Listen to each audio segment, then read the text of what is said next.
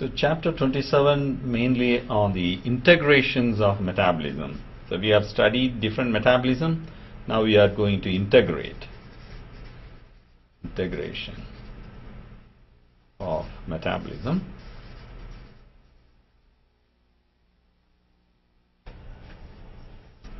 So in general, the integration means we are uniting different types of the pathways here, and so far we have studied about the carbohydrate or the useful energy. Okay, this useful energy is coming from where? Coming from carbohydrates metabolism we studied, and also fat metabolism. Okay, in other words, the proteins or amino acids which we have studied that also contribute at the end of this pathway, carbohydrate and carbohydrate into the fat, and then fat again from produce ultimate to the energy process, energy fuel. So where these fuels will coming from? From this diet and carbohydrates, protein, right? The fuel for what? For the energy, useful energy for what? Useful energy for biosynthesis. Biosynthesis. So likewise, the individual carbohydrate, protein and fat metabolism is connected, and through the fuel molecules, and fuel molecules in turn use the fuel for the biosynthesis of again carbohydrates, protein and amino acids, as well as the nucleic acids, as well as the fat. So that's what it is. The integration is very important, and in this integration it also power for the signal transduction pathway. Signal transduction pathway. So the fuel, which is biosynthesis of macromolecules, and also signal transduction, that fuel, the fuel also used to signal transduction. Let us see today about the biochemical interactions and the biochemical interactions. Okay. Biochemical interactions which constitute for the physiology. The biochemical interactions that generally constitute physiology. Constitute the physiology of the organism. Physiology of the organism. So how the organism will function, that depends upon the biochemical interactions. So the integration of metabolism brought this wide subject of physiology. We will see in this one the central theme is energy. Okay, central theme of the organism survival. Central theme of the survival of the organism is the energy manipulation. How the energy is being produced, from where it is used, how it is used, then how the energy is manipulated.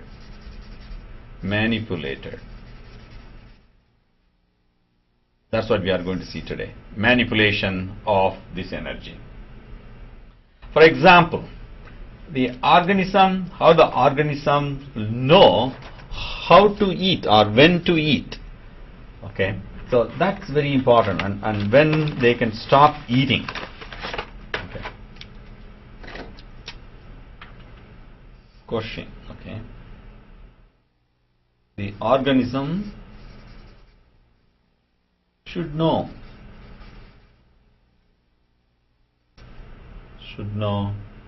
Okay. When to eat or not to eat. Not to eat. Meaning when it is satisfied with eating, it won't do any work. So it will. So some mechanism which is going on inside the organism and that will stimulate the organism when to eat and not to eat. So we are going to see onto the energy manipulation, because when you consume food, carbohydrates, fat, and everything put together, we are going to study on the eating process. Okay, and then if you excess, that will lead to energy storage disease and as well as the obesity. That's what we are going to do discuss today. Meaning, ability to maintain adequate required energy, adequate, but not, that's very important, but not excess energy stores,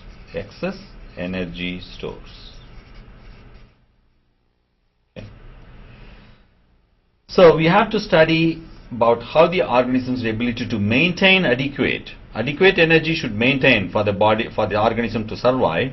At the same time, but not excess of energy, it should not store excess of energy. So it should adapt, meaning it should make a homeostasis. In other words, we call it as caloric homeostasis. Caloric homeostasis or energy homeostasis. Caloric homeostasis or energy homeostasis. In this, we are going to examine the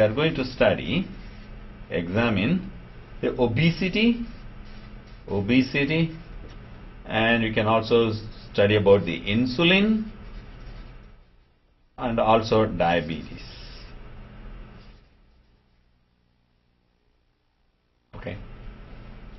Then how the exercise, if you do exercise to burn the fuel, whatever you eat, exercise, how that mitigate the fuel source, use the fuel source.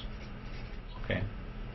And also the mechanism of fasting, while fasting or starvation.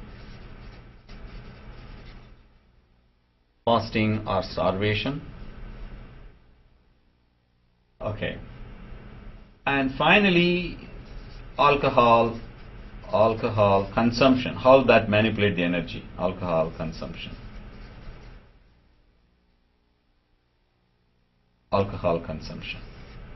So I'm going to see about the exercise or the obesity, diabetes. That's the part. But I'll go through some alcohol consumption, how that will change, and then the fasting or starvation, how that will manipulate the energy consumption. That's what we are going to see today about it. Okay. So the main theme, as I mentioned earlier, about the energy transaction pathway, where in the hormonal level, as you have studied, alpha cells of pancreas. What the alpha cells of pancreas in the hormones it will secrete? That will secrete glucagon. And we have seen the action of glucagon as glycogen synthesis.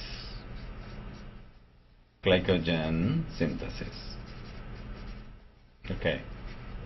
Similarly, glucagon is glycogen synthesis or breakdown? No, it is not synthesis. Glucagon lead to glycogen breakdown. Are you sleeping? Okay, the another cell, beta cells of Langerhans, beta cells of pancreas, that involve synthesis of insulin, and the insulin will lead to glycogen synthesis. Are you with me or not?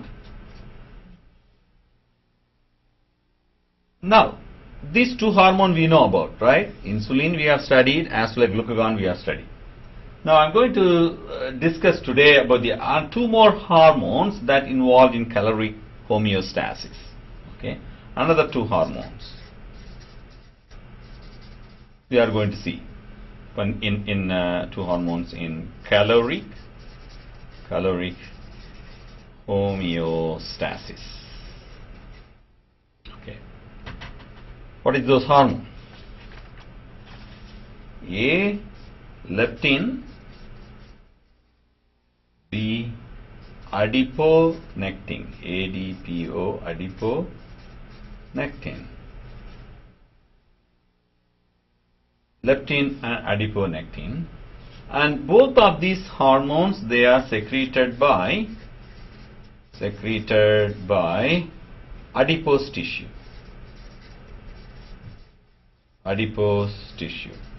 Okay, and they work with insulin. They work along with insulin hormone.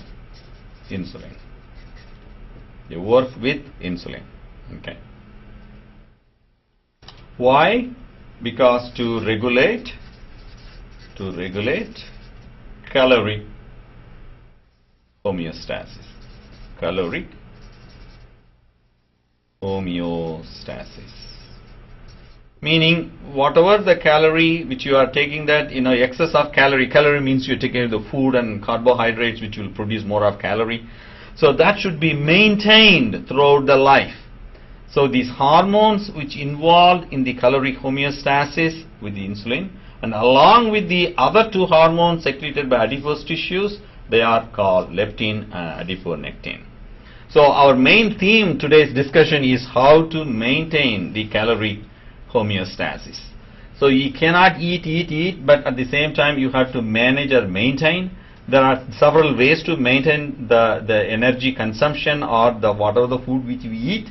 Our body physiology will adapt, and they will do the leptin and adiponectin along with the insulin. They manage the caloric homeostasis. Let us see. The next step. What is caloric homeostasis? What do you mean by caloric homeostasis? What is caloric homeostasis? What is this? It is a mean of regulating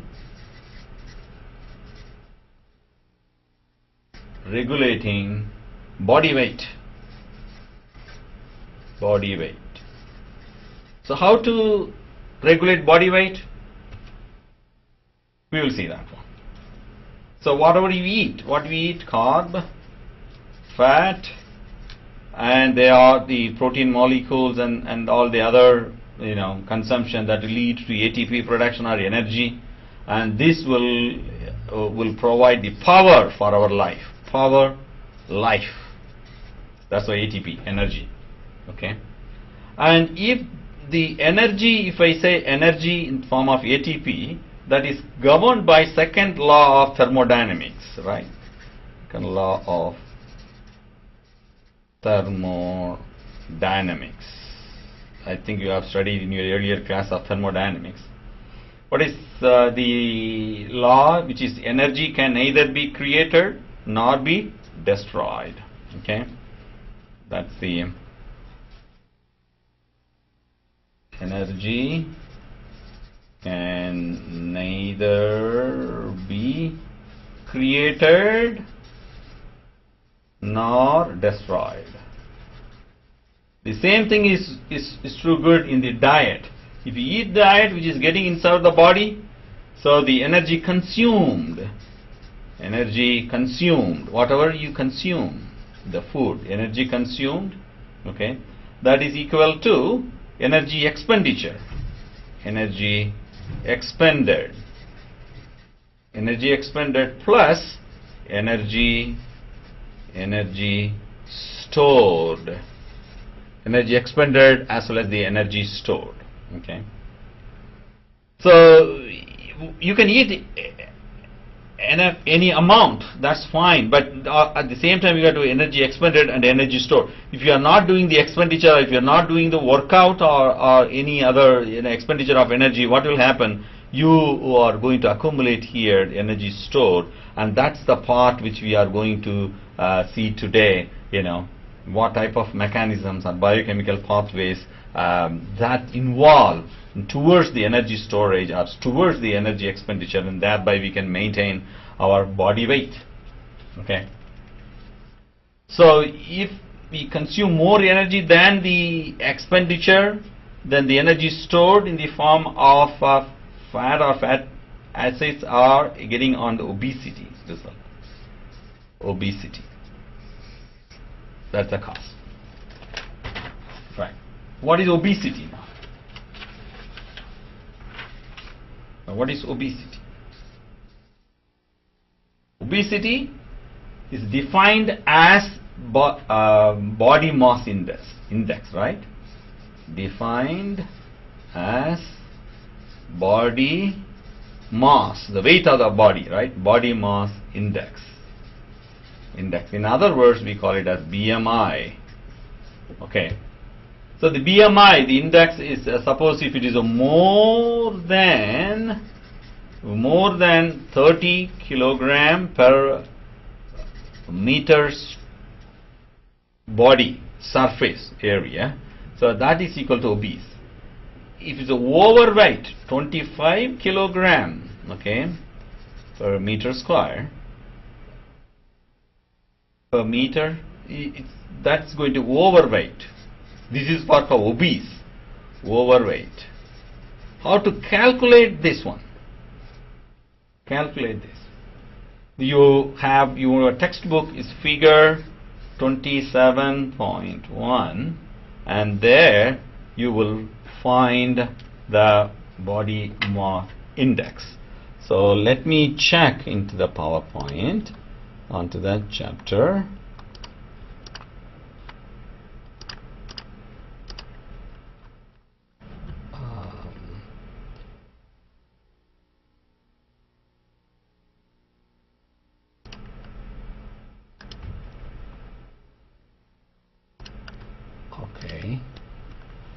And this so the how the people is running more of energy getting in, and how this part with integrate with adipose cells and muscles and intestine, brain. That's what we are going to see today. And this is a body mass index, weight by height square. So if you know your body weight and if you know your height, you can easily calculate this body mass index. Okay. So it is at 18.5 to 25 is normal. That's the range. If you have an yellow, 25 to 30 is overweight. Is more than 30 is obese. Okay. So calculate according to it. Okay. So if I have to do on mine, 140 or 150 range on 510, so 20 to 22. That's on that. So if it is more than that, if I have 170, 180, then that is going on the overweight. And then if you have 210 pounds, that is really obese status on that. Or if I go less than 120, 130, if I go down, and that is 17, that is underweight. 17 or 16 is going to be underweight on that part. So you have to be maintain onto the pink level on the BMI or the body mass index. Okay.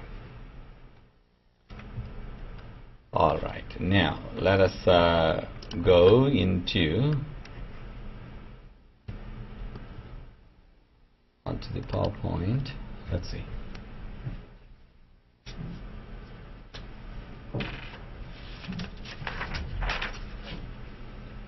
If we have excess fat, what happens?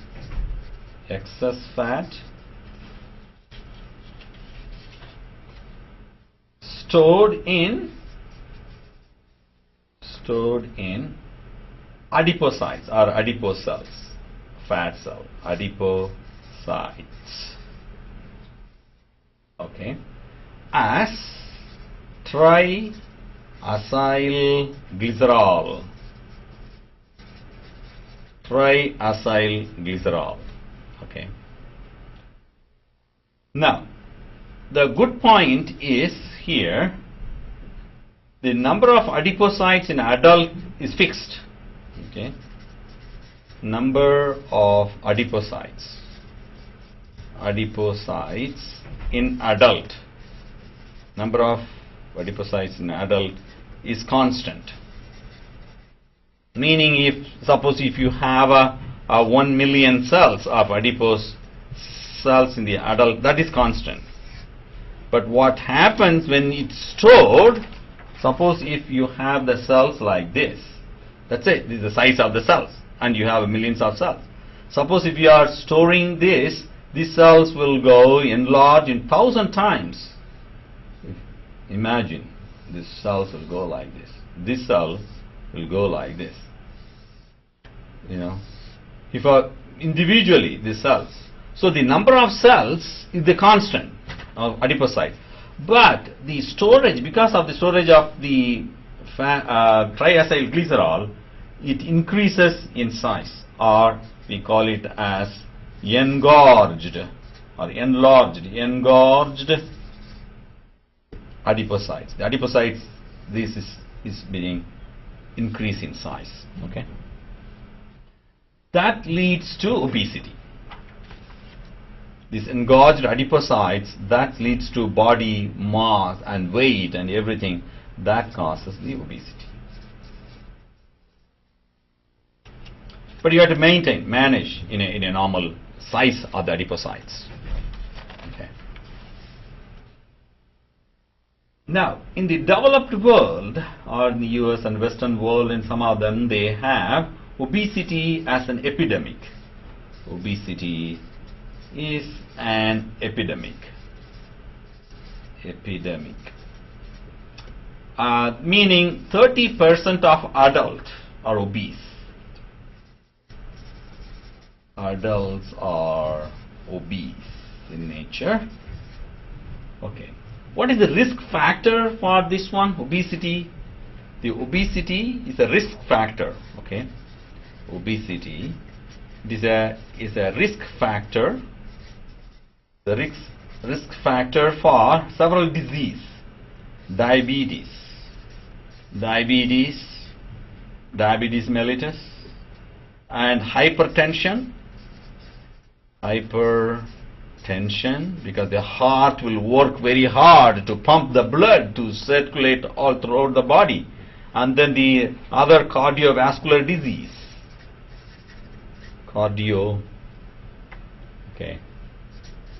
Vascular disease. Okay. Last here. It's going up now. Sorry. Cardiovascular disease.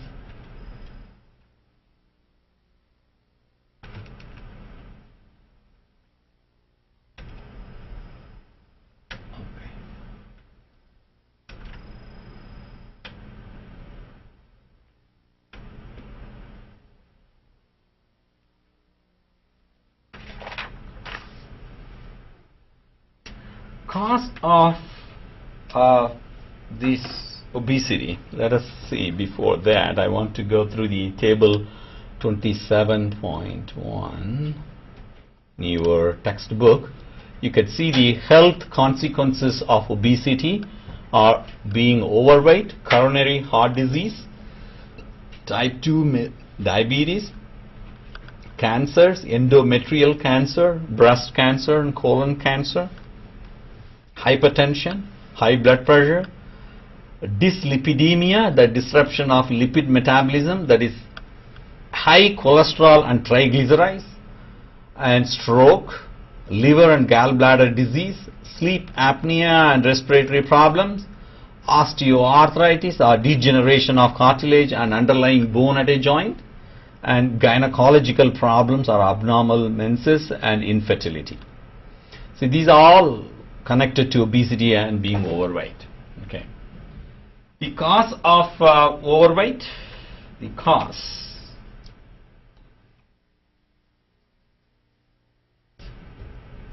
More food consumption, more food consumption.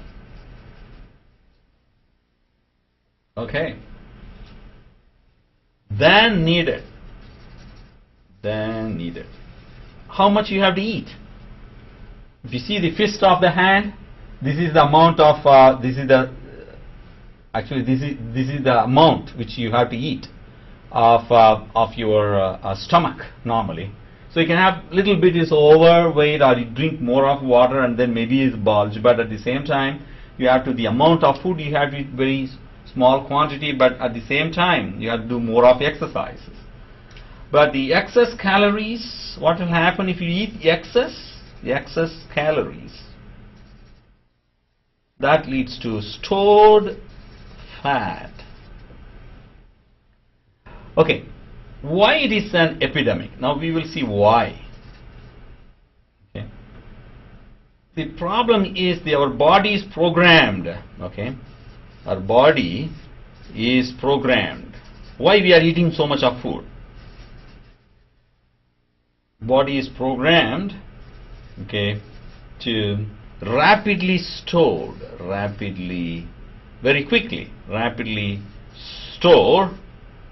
excess calorie. It is not slow process. Whatever you eat excess, immediately it is being jumped into towards the storing process. Okay. The excess calories. Okay. And if it is excess calories in times of plenty, I mean, something like if you have in times of plenty, so there is, without your awareness, you are intended to eat more, because we are genuinely adaptation process from our earlier ancestors. Adaptation. Why this adaptation? From the past, when the human beings, when they started eating, at the time they used to have, whenever there's a food, okay, we will eat now. We don't know, we may have a food today, tomorrow or day after tomorrow. So that means at this time of hunters and gatherers. Have you ever heard of that theology? Gatherers, hunters and gatherers, because that's the ancient time.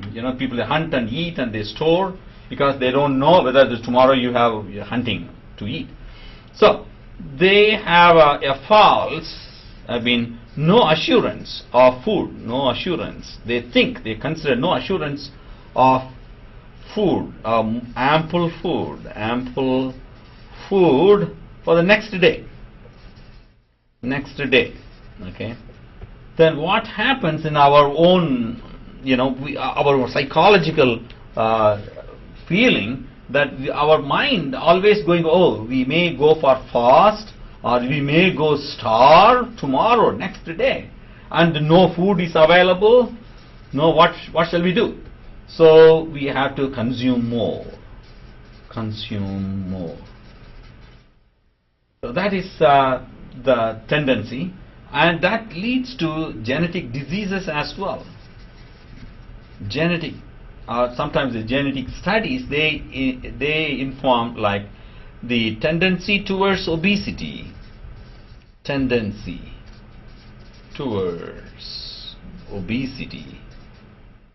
Obesity. Yes, what? Obesity. It's heritable. Some of the studies, it's a heritable. Tendency towards obesity is heritable syndrome. Okay. Now let us see one example. A woman between lives from 25 years to 65 years of time, 40 years of lifespan, and she is maintaining her body weights and consuming, 40 years means 40 years and times 365 days, per year, and then the 40 years, 365 days, and then 2,000 kilocalories. That's what he is eating per day. Okay, per day. So if you calculate this amount will come 2.9 into 10 to the power of 7 kilocalories she is consuming in 40 years. Meaning she is consuming 6 tons of food. 6 tons of what? Food. Okay. And her weight is remarkably constant, and she is maintaining the 120 pounds of her weight all throughout 40 years. But what happens if she altered the food consumption, and it will change. So let us see how she is maintaining this. There is a possibility of keeping the willpower not to eat this much amount, you have to eat like willpower, and then constant exercise, because when you get old your body needs to more of maybe you can't eat more, but you can less food, but you have to do more exercise. And then you also maintain your bathroom scale so that you can observe every day. And they are the necessary tools to maintain that 120 pounds body weight for all 40 years. Okay. Suppose if she eats 0.38 gram of butter, or you can say saturated fat, different form, and consumption per day, if she consumption per day, that leads to weight gain of 12 pounds over 40 years. This is some near calculations on that. So imagine 0.38 gram. That means what? It's not a kilogram. I mean, if you have this much amount of butter or small quantity, 380 milligram, is less than a gram actually then. So if you consume that per day, that leads to this much amount. How much we are consuming amount of these saturated fat or fatty acids and getting on throughout the life, that will increase periodically. That's what we're getting onto the because without doing the willpower or the exercise, or not maintaining the scale, so we may end up the problem. So how to develop this type of altered behavioral aspect? Generally the brain is the one which is involved in dictating the body cells. So the brain plays a key role. What role? The brain plays in a caloric homeostasis.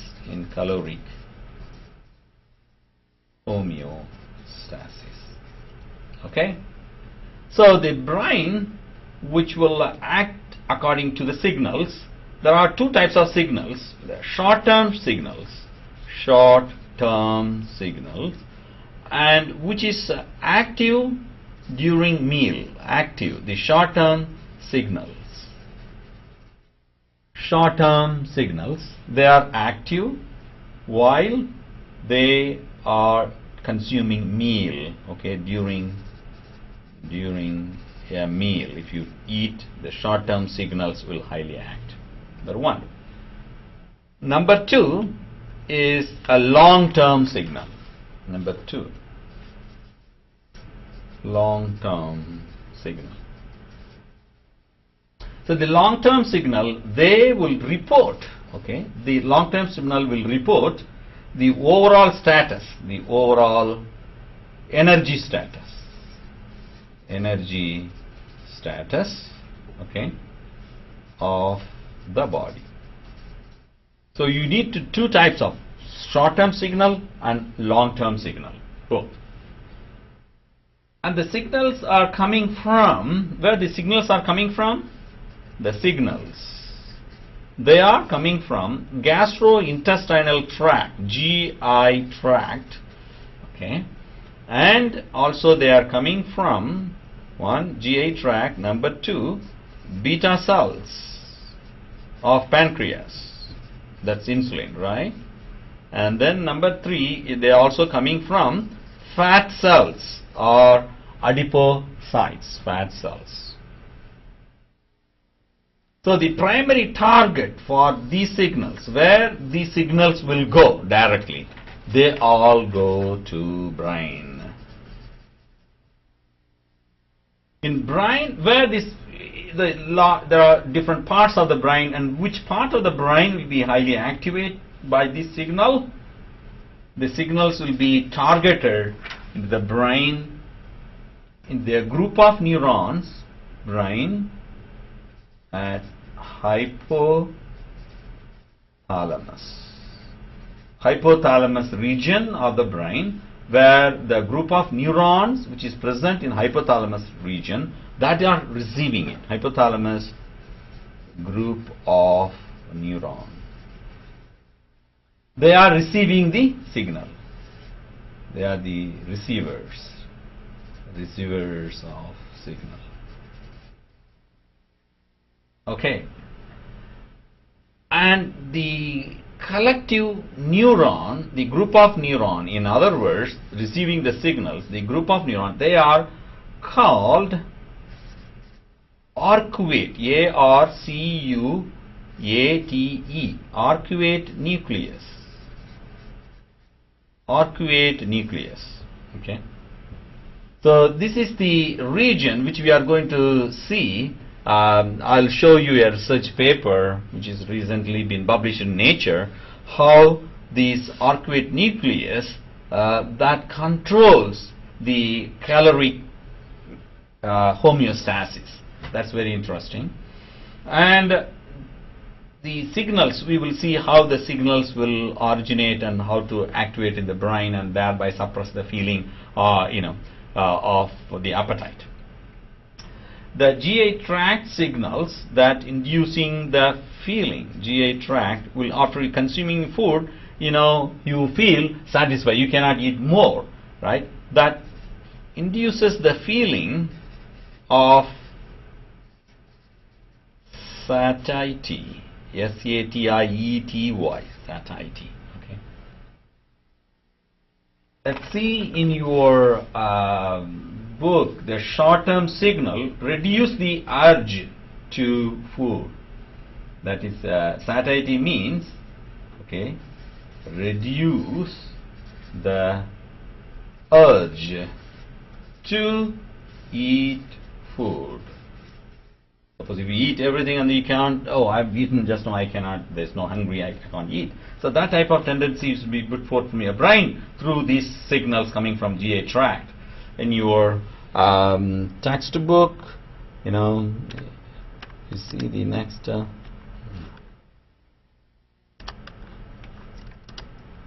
can see now here, okay. Intestine, that will produce the CCK, cholecystokinin, and that will stimulate into the brain. Also, the intestine will also GLP-1, and that will induces the pancreas, and pancreas will rise to increase in the insulin and the insulin biosynthesis, and increase beta cell proliferation and increase beta cell survival. So GLP-1 is a positive one, it increases the insulin, and also what happens, it increases the satiety. That means you have satisfaction, and also you won't consume more food, and your body weight also decreases. So this is the mechanism which is being working with the cholecystokinin. Cholecystokinin, in other words, CCK, call it. Okay, this is a peptide hormone, and its length is 8 to 58 amino acid. This peptide, the protein hormone, and they are secreted into blood. Okay. From the intestine, and that is blood, and from the intestine, duodenum and jejunum cells, the cholecystokinin, they are CCK coming from intestine, and they secrete into blood, mesenteric artery, blood, and once it reaches the blood, it will induces, okay, it induces the postprandial, P-R-A-N-D-I-A-L, postprandial. After the food, if you eat food, you may have satisfaction, postprandial satiation, S-A-T-I-A-T-I-O-N, satiation, satisfaction. after food, satiation, that you won't feel eat to urge to consume more food. So this satiation signal, postprandial satiation signal, the CCK act through a receptor. I think you have studied earlier that G protein coupled receptors. CCK, they bind with a receptor in the brain, neuron, present in the neuron. Okay, and that is a receptor called the G protein coupled receptor. G protein coupled receptors, and thereby it induces the feeling that we have a satisfaction after that. Also, CCK helps in digest food, all the food, and induces the pancreatic enzymes, and also it bile salts from gallbladder. So it also induces the secretion of pancreatic enzymes as well as the bile salts as well as the gallbladder. Bile salts released from the gallbladder. And the next step, the CCK also induces glucagon-like peptide. Glucagon-like peptide. That is called GLP-1. And this is a hormone secreted by the intestinal cell. Intestinal cells. They also secrete. Okay. And they have its own receptors in the brain. They have the receptors in brain, and they will also induce the satiety. And in another words, the GLP-1 induces insulin in pancreas. So it's a different pathway. That's why we are integrating this metabolism. So GLP induces the insulin secretion in the beta cells. Okay. The next one is the table 27-2. I'm just getting in here. Gastrointestinal peptides, okay, that regulate the food intake. Appetite suppressing signals, that's on cholecystokinin, glucagon-like peptide, and amylin, somatostatin, and bombicin, and enterostatin, apolipoprotein A4, gastric inhibitory peptide, all of them they regulate. Okay, and appetite enhancing peptide is another one, is ghrelin. Okay, let us see about the appetite enhancing one. And these are the short-term signals which will appetite suppressant in one side. Okay, and the appetite enhancing is GHERELIN, ghrelin, and they have 28 amino acids, and they are secreted from stomach. Okay, and this hormone, which is called appetite enhancing. So whenever you feel, if you think of food, you get more of appetite. That's because of this hormone that is secreted from the stomach. Okay, along with these acids and acid secretion, and they act in the brain. In the hypothalamus. Again, there's the receptors for this particular hormone receptor. They act as a G protein coupled receptors in brain. And that because it's secreted in the stomach, but the receptors are present in the brain, and thereby you think, oh, I need to eat.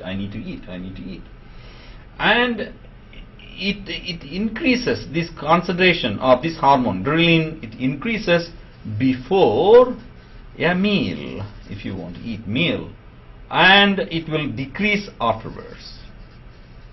Decrease after a meal. So that's what it is being completely regulated. Now, so far it's okay for the short-term signals. Now I'm going for the next one is the long-term signals. Second type, long-term signals.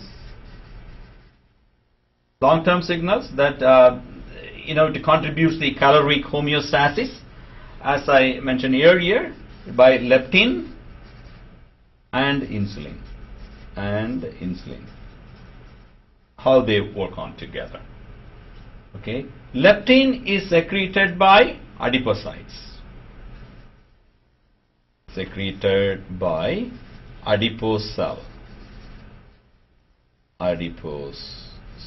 or adipocyte. Insulin secreted by beta cell of pancreas.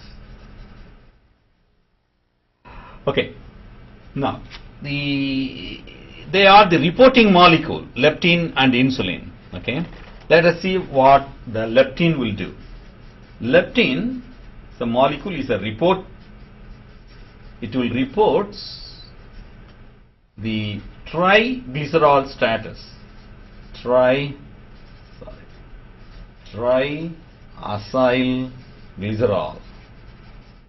glycerol store. How much the triacyl glycerol is stored or triglyceride is stored in the body. That leptin is an indicator, a biomarker or reports.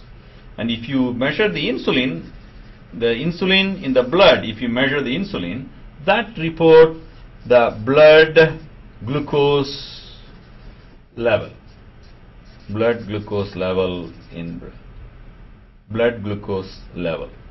So, whenever the high food consumed and if the insulin is not secreted, what will happen? The insulin will help to uptake the glucose to the tissues. If not, the blood glucose level will increase. So that's what the insulin reports as a blood glucose level, and leptin that reports the triacylglycerol stores. Okay. Now the leptin. Now let's see the leptin.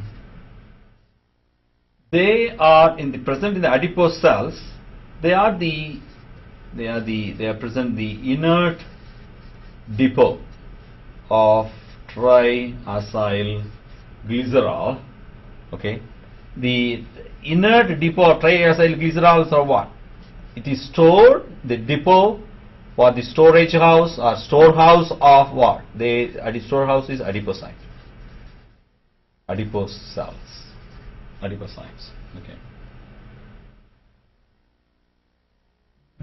Now the latest finding, they says these cells, these adipose cells, they also act as hormones secretion cell or endocrine cell or hormone secreting endocrine cells. See, those times when they say the triacylglycerol is storing in adipose cells, it's only storehouse or warehouse or storehouse of fat. But now the adipose cells have another function where it can act, which secretes a hormone. Okay, hormone. That means it can also act as endocrine cell. This is our latest finding on that point. Okay, what they secrete? They secrete adipokines, adipokines, adipokines, adipokines. One of the adipokines is leptin. Leptin is adipokine. Adipokine is the hormone. Leptin is the one of the adipokine is the leptin. Now, the next thing is the amount of leptin. The amount of leptin present in the blood or leptin secretion. The amount of leptin secretion is directly proportional to the amount of fat present in the body. Fat present in the body. This is one indicator. Okay, that meaning if you have a more fat, then that translates you have a more leptin. Okay. Now, here is the problem. The leptin, the function of the leptin, alrighty, leptin, okay, they binds to a receptors. They binds to the receptors. These receptors are present all over the body. Receptors of all over the body tissue, all the body tissue. Okay, they have the receptors for leptin. Okay, now what will do that it will activate the receptors, leptin binds the receptors, and thereby it increases the sensitivity. Increases the sensitivity. Sensitivity of what? Sensitivity of insulin. Insulin, okay, insulin sensitivity. And thereby the insulin will help to uptake of glucose to use. Okay. And especially in the muscle cells, it will also stimulate the glucose, as well as, you know, it increases, it stimulate the beta oxidation of fatty acid. Beta oxidation of fatty acids. Okay, that is in the mitochondria and the fatty acids, so that it will produce more of energy. Okay. So if there is a decrease in triacylglycerol synthesis. Okay, let us see how it will work. There's a figure in your textbook is 27.3. Let us see here, decrease in fat cell mass. Okay, that means decrease in leptin expression, decrease in leptin actions in hypothalamus, activation of neuron peptide Y and AGRP producing neuron, and then increase in this peptide and this expression and release and increase in food intake. So here the inhibition of POMC reducing neuron and decrease the MSH expression and then increase in food intake.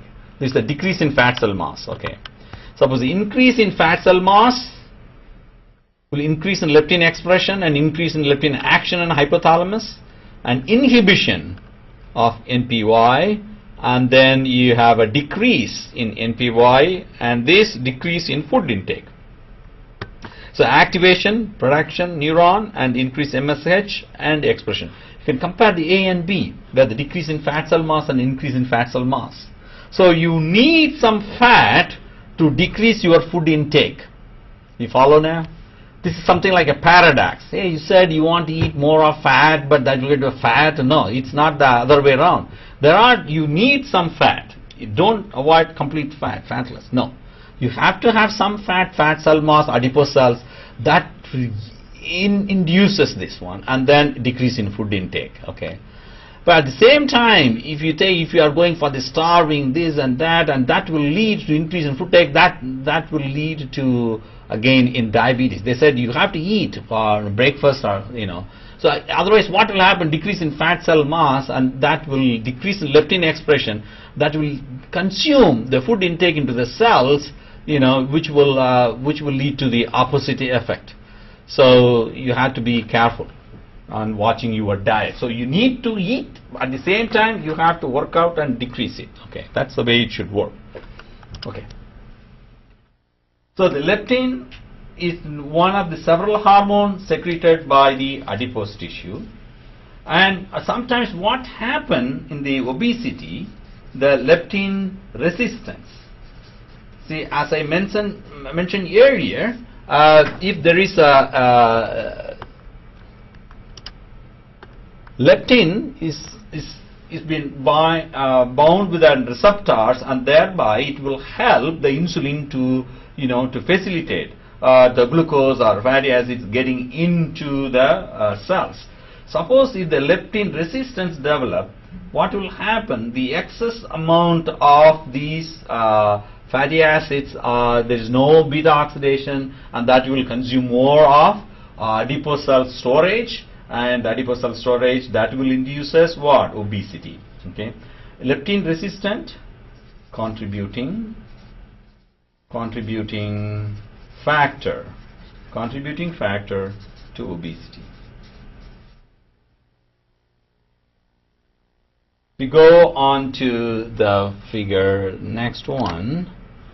Here, here the insulin, here, how these receptors is a dimer. This is one receptor, this is another receptor. They form phosphorylated, they make a dimer so that they can bind to the insulin, and then it will activate the insulin resistant substance over here, and this is the pathway where it can activate in the cell membrane. These are the membrane, and then it will activate the signaling cascade of this molecule, leptin resistance.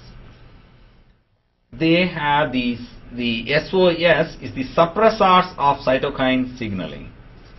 Suppressors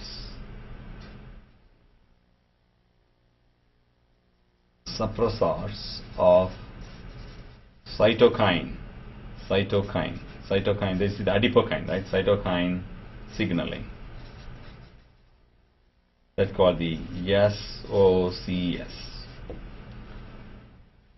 So insulin and this one will act together, and thereby it will activate. All these proteins are present in the cytosolic region, and this is the outside the cell and this is the inside the cell. The cytoplasm, it will activate on this pathway, the kinase pathway. Okay. So the next one, we will go on to the diabetes and how the diabetes is linked with this one, beta cells and insulin. I will give you a break, and then we will come back, and then we'll do more on that part. Okay. So we will get back to the triacyl glycerol synthesis, and also we did study about the leptin mechanism and the leptin resistance that lead to the obesity. Also we did study about the suppressors of cytokine signaling. Now let's see about how the diabetes starts. That's the type 1 and type 2 diabetes. Okay. Let's go for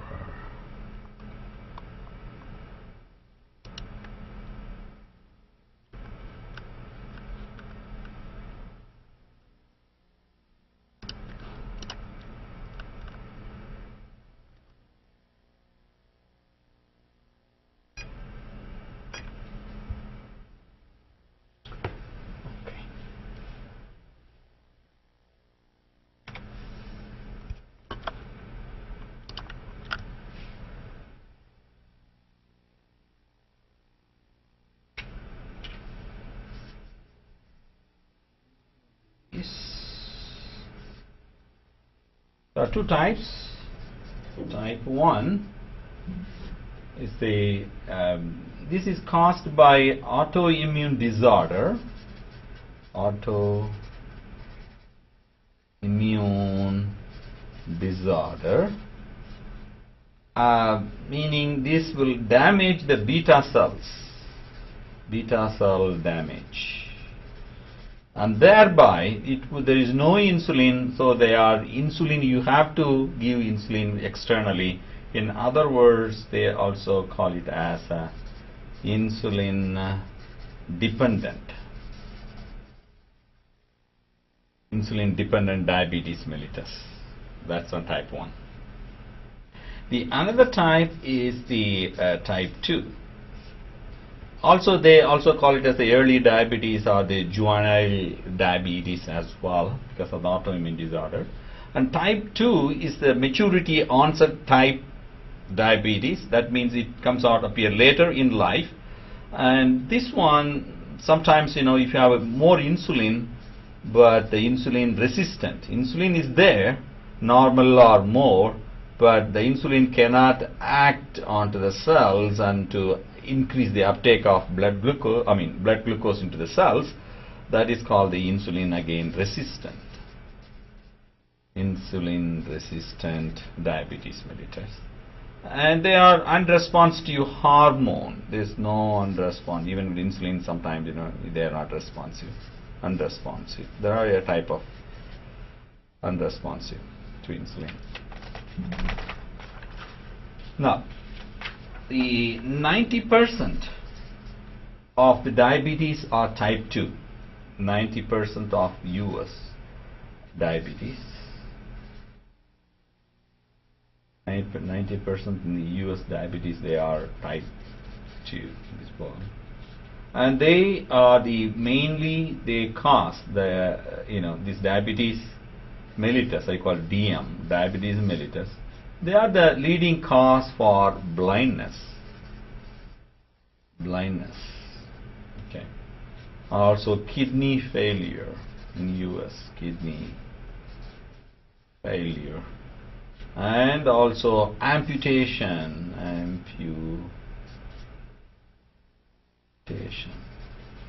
of because of the diabetes, neuropathy, and they can't feel anything, so there is no need. They used to cut off the limbs. And obesity is a significant predisposing factor for diabetes too. Type 2 diabetes, the disposition is the obesity. Obesity is the main cause for this diabetes mellitus. That's a concept. And the insulin, they have a complex mechanism. The insulin, okay, how the insulin will act, and the activation of the insulin, and they will be activated a complex signal transduction. A complex signal transduction pathway, insulin. Okay, and this one is the complex signal transduction, especially in muscle cells. In muscle, then how the insulin resistance is developed, that's very interesting. Where the largest tissue regulated by insulin is muscle. Muscle is the one which is the largest tissue, muscle tissue, regulated by insulin. So muscle is the one. How it will do? It will activate the dimerization of the receptors and phosphorylation. That's another thing which a PowerPoint which I showed you here. This one, how the insulin is there, and then how there's the dimer. This is the one receptor, this is another receptor. These two receptors together, after the P means phosphorylation, it will form a packet-like thing where the insulin can bind. As soon as it binds, and then it will activate the IRS1, and they will come and join here and phosphorylated. IRS is the insulin resistant substance which is being activated here, and thereby it will activate ATP dependent pathway and then phosphorylation. So this is again signaling cascade. So we are worrying about this path. Okay. Now let's go on to this one. Here 27 in your page, how they phosphatidylinositol 3,4,5 triphosphate PIP3 in the P10 pathway, and then phosphatidylinositol 4,5 bisphosphate PIP2. Okay. Then how this caloric excess in obesity, that is in adipose tissue. This is the adipose tissue. And then this is the yellow color is the cell, adipose cell, and the blue is the nucleus, something like it's pushing in one side. The excess of triacyl glycerol, an organ in tissues, because it will spill over the other organ in tissue, and that will develop an insulin resistance. The mechanism which I just gave it to you here, see, onto this one, insulin, and the insulin IRS1, insulin resistant substance, that is being phosphorylated, and thereby insulin activity is being neutralized.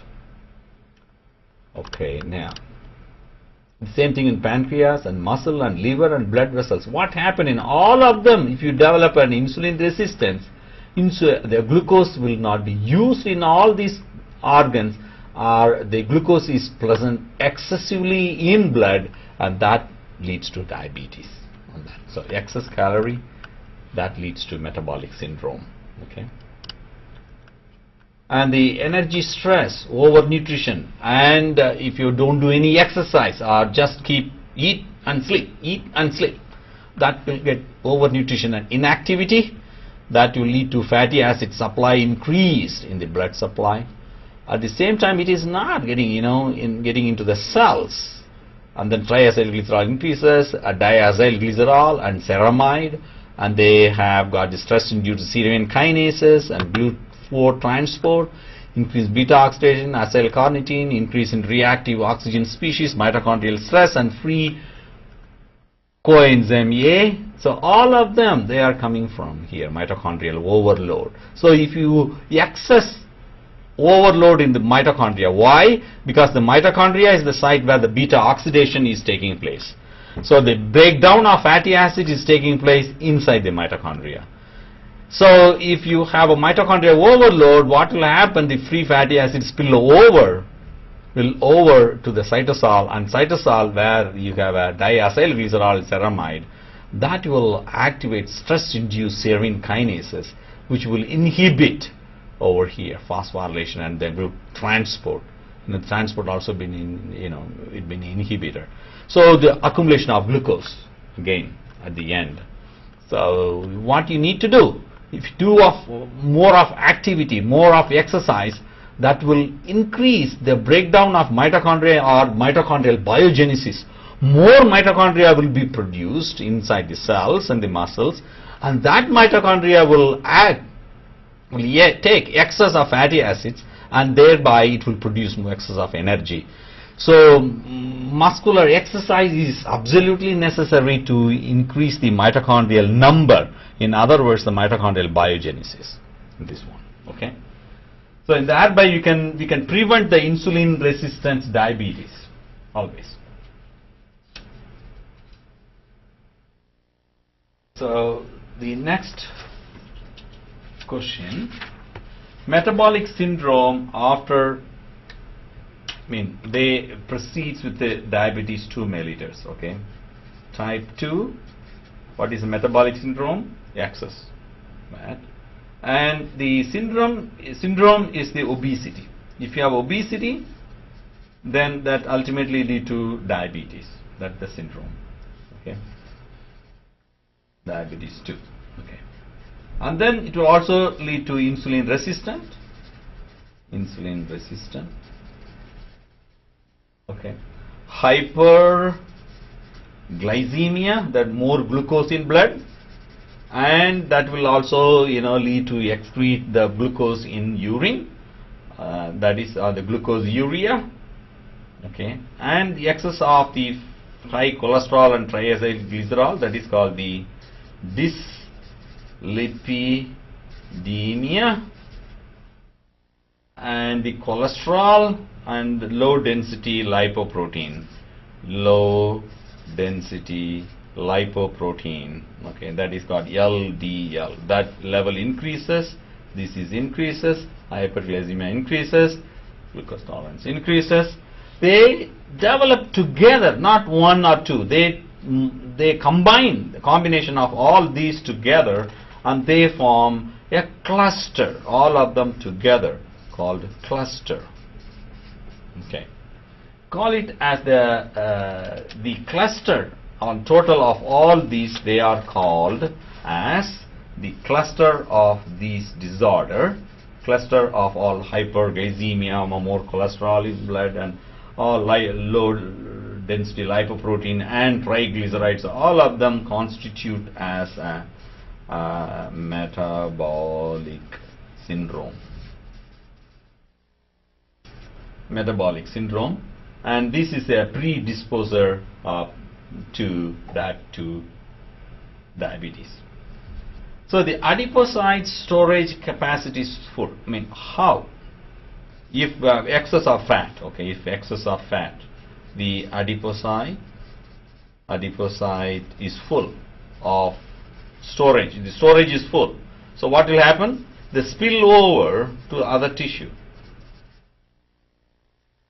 Other tissue of what? The fatty acids or triacylglycerol, okay, or the fat. That other tissues of what? Liver, muscle, and also kidney. So all of them, they develop in the insulin resistance and pancreatic failure. So that's the major failure of the pancreas too. In the muscle, that's another thing. That's what we discussed earlier. Excess fatty acid, they modify the metabolism. Modify the metabolism. Modify the metabolism. And they also increase the beta oxidation. Beta oxidation that increases the response to high fatty acids. So if you have spill over into the muscle tissue, what will happen? The muscles, the modification which is occurring, beta oxidation, which is by fatty acids, the high fatty acids in response to it. And these fatty acids are what? Accumulate in mitochondria, and then they spill over to cytosol, and the cytosolic, you have a diacylglycerol, and the diacylglycerol will combine with the ceramide. So that's the picture, shows ceramide that increases. So the DAG and ceramide, they activated protein kinase C, okay, and they phosphorylate what? IRS, that the insulin resistant substance. They phosphorylate activate the substance. And what will happen? The reduced insulin actions. This will lead to reduce insulin action or reduce insulin action on muscle. Okay. So this lead to what? Diet induced insulin resistance. So this I would call as a poisoned honey. Poisoned honey, right? The honey is there, the sweet, okay, all carb. Yes, you can eat all of them. Then what will happen? After end, you got the diet that induces the excess of this insulin resistance develop, and that is again, it's a poison to your health, poison to your body, and then that's ultimately death of that, and back to that. And the insulin resistance in muscle, insulin resistant in muscle, that ultimately lead to pancreatic failure.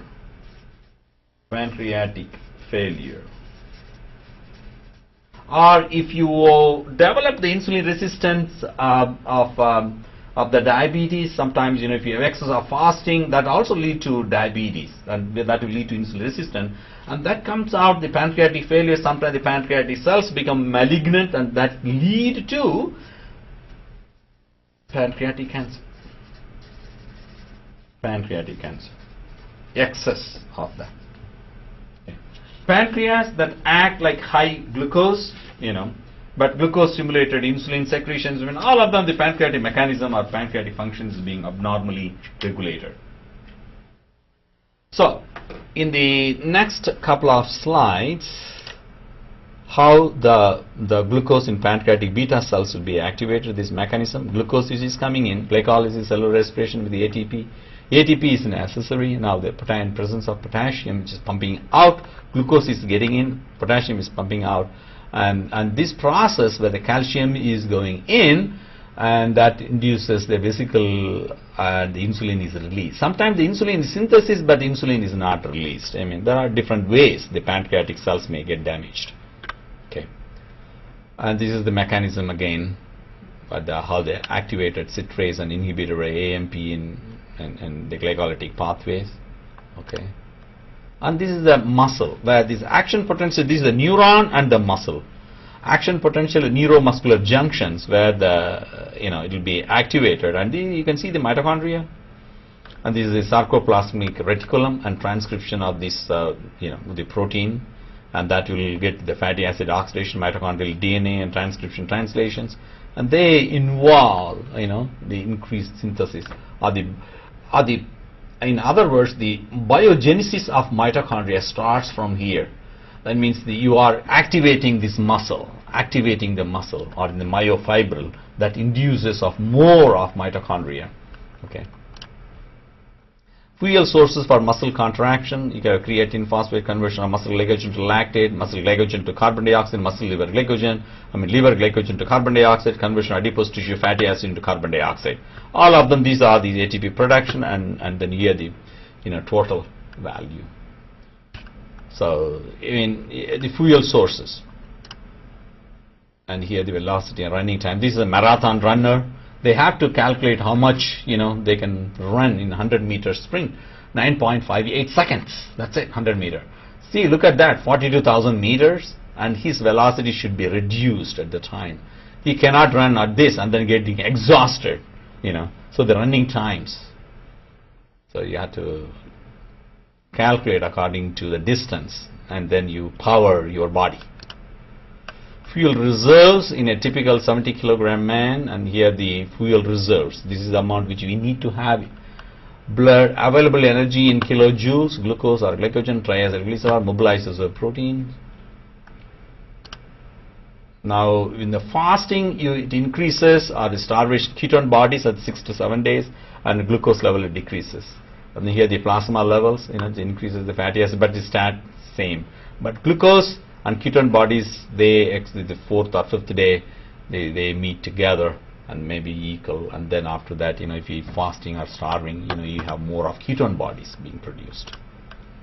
And this is the pathway where the ketone body, how the ketone bodies being synthesized. Acetoacetate and hydroxybutyrate reaction. Acetoacetyl-CoA, hydroxyglutamate, acetoacetate, hydroxybutyrate. Fuel metabolism in starvation, what happened in 3rd day and 40th day? How the glucose and ketone bodies synthesis is the 4th day, 40th day 100, right? But here you can see in the amount 180, adipose tissue lipolysis is the same, but muscle protein degradation is decreased in 40 days. Ketone bodies will be the same in fuel output of the liver, but it decreases the glucose level.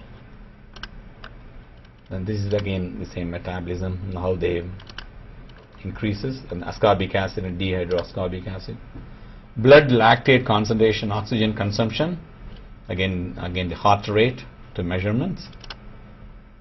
That's the part which we are ending on to the chapter 27, and now we have the another chapter on 36. Okay, on to the 36. I'll just go here.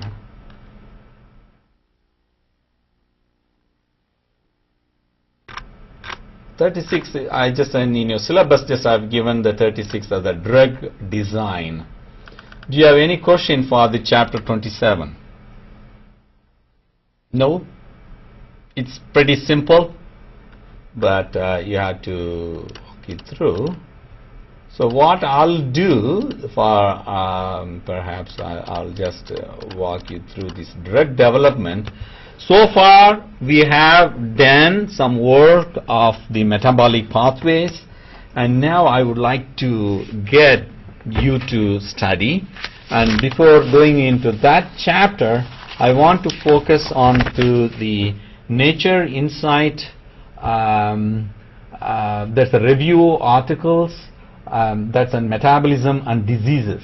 So could you see that the clock is the brain, and then you have batteries and the legs of energy and activate. This is a good cartoon, and then you can get all the food or the drips, and then how much this energy is there, and it works like a day is sun and night. There is some rhythm is going on, daytime what you need to do and nighttime what you need to do. Like your body, yourself, they have a clock, they call circadian rhythm of that. So in certain type of molecules of metabolism is activated in the daytime, and certain type of metabolism activated in the nighttime. So you have to be very careful because sometimes if you work in the night duty, you should be, you had to be very careful, because some of the toxic product which is being produced in the night, and that induces certain type of cancer. So in the metabolism, when you see day and night or the alternative, our body is having its own cycle. Accordingly, it will change circadian topology and metabolism.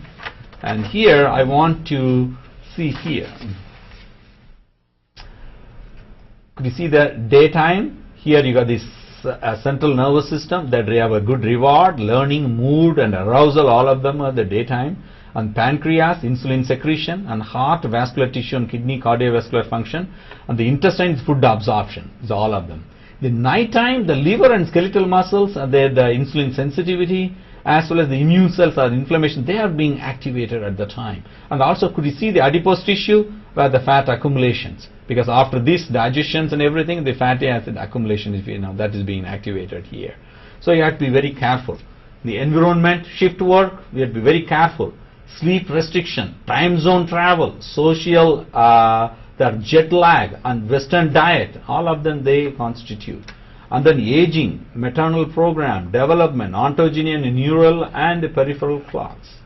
Okay, all of them they constitute on the metabolic process. Okay, disruption of circadian rhythm. And the hypothalamic networks link circadian and energetic centers. So this article is very interesting whenever we study about the meal timing and affects the metabolic syndrome. Well, that's what we have studied. You have to have a particular time to eat. Don't eat all the time.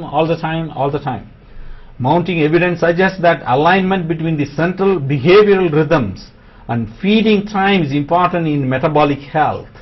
Okay, animals fed a high-fat diet shift their pattern of food intake and consume nearly all of the excess calories, all the incorrect circadian rhythm during the rest of the period. So that will alter. Okay, and the aging also altered the circadian rhythm. When you grow old and you won't go to sleep. That's another way. And here the metabolic cycle. I mean, it's interesting article. In this, I would like to concentrate on this one, central nervous system, and that control the metabolism. This article, review article, and this is, if you want, you can note down November 15, 2012, volume 491, Nature 357. So I will focus it. If you want, take down that particular article. You can study for your interest, and because of, could you see now at the bottom, 15th November? I'm just focusing it in a large font. Could you see that? Yes? Okay. Good. 15th November 2012, volume 491, Nature 357. Okay. So what we are going to see here, could you see this particular picture or the figure? Figure 1, hypothalamic pathways in the control of metabolism. Hypoglycemia and ghrelin, the ghrelin which we have studied, that go in the arcuate nucleus which I have just given to you, POMC and AGRP which I have studied today. So you can see this one, how they regulate the leptin and insulin together, how they act, and glucose and fatty acid, how they act on that, and glucose disposal and hepatic glucose and production. And this is the one, the recent findings have implicated medial basal hypothalamic nuclei, that the arcuate nucleus and ventromedial nucleus in the control of metabolism. Leptin secreted from adipose tissue as an indicator of long-term energy stores, and insulin reflective of recent food intake in addition to adipose stores. Function in these nuclei to modulate the autonomic nervous system to increase hepatic glucose production and peripheral glucose disposal. Other signals of energy surfeit is including glucose and fatty acids act in concert with these signals, whereas the signals of energy deficit such as the hypoglycemia and activation of CAMP dependent protein kinase and ghrelin act in the opposite manner, although the ventromedial nucleus neural pathways that mediate the response to these stimuli have not been molecularly characterized. So there are a lot of interesting articles and which will help you to understand this entire process, okay, of the metabolic pathways.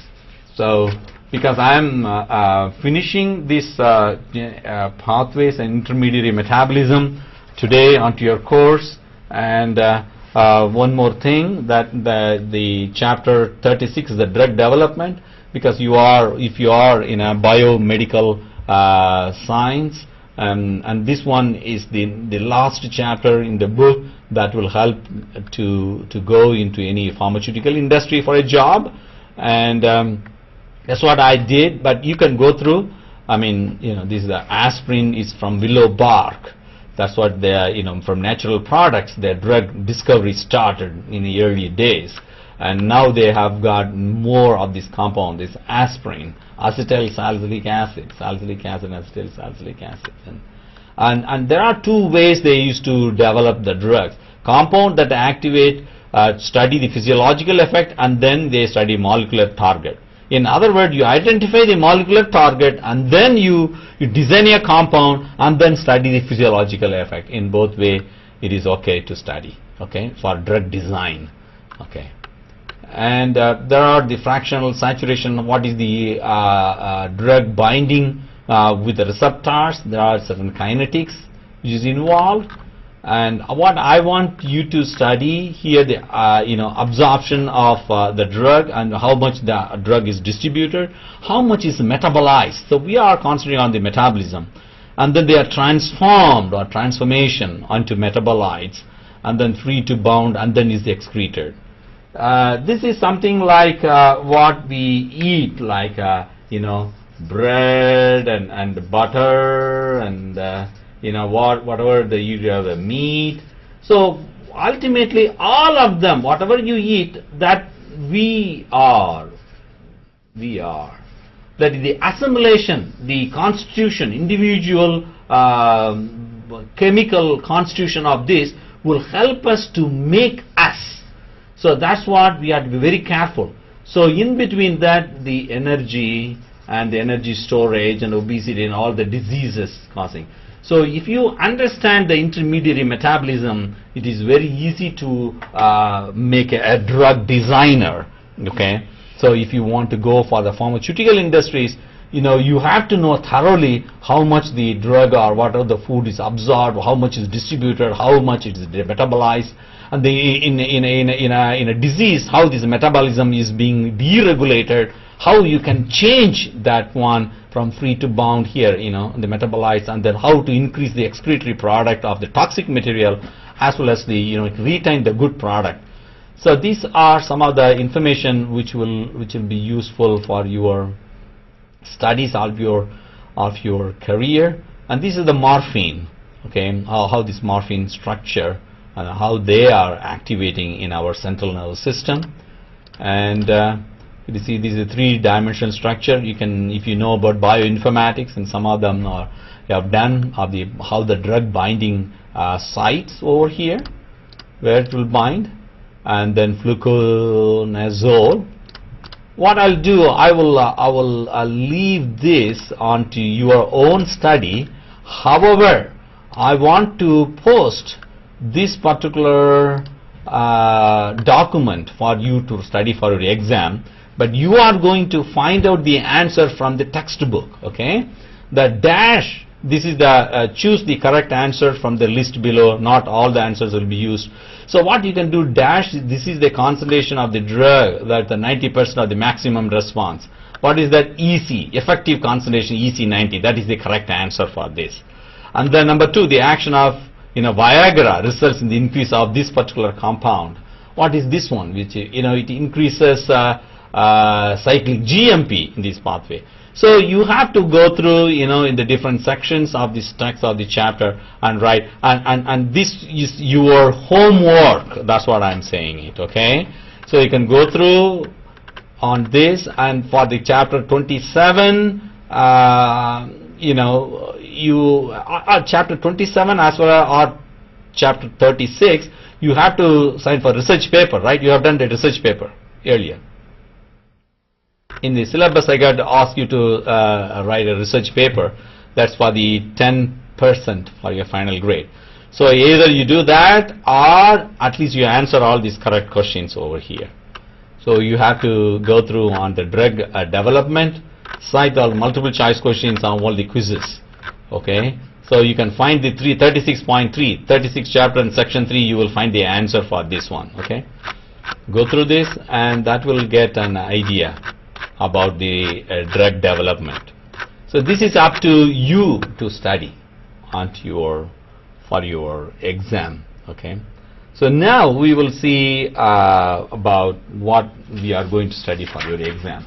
The exam after the second exam, so you need to know the detail on the syllabus, what we have covered so far. We will finalize it and make a exam. Okay.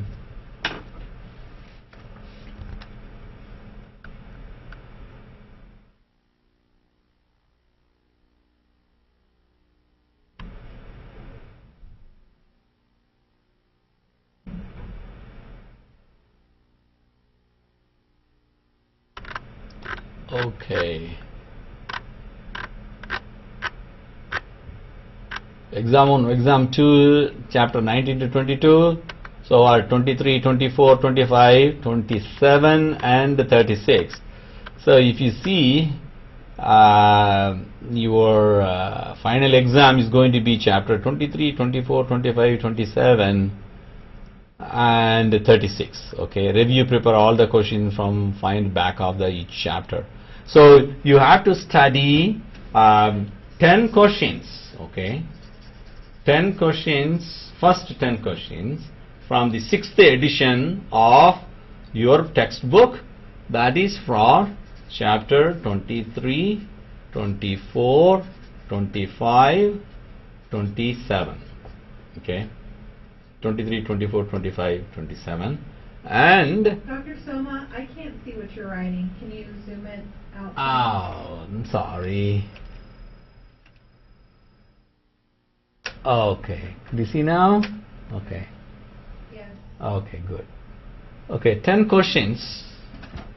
You can go through 10 questions and chapter 23, 24, 25 and 27, and chapter 36 you will get more questions.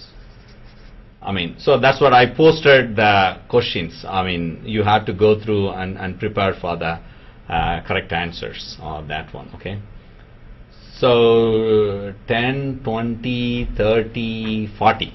Okay, so you may get another here, approximately another 30 questions here.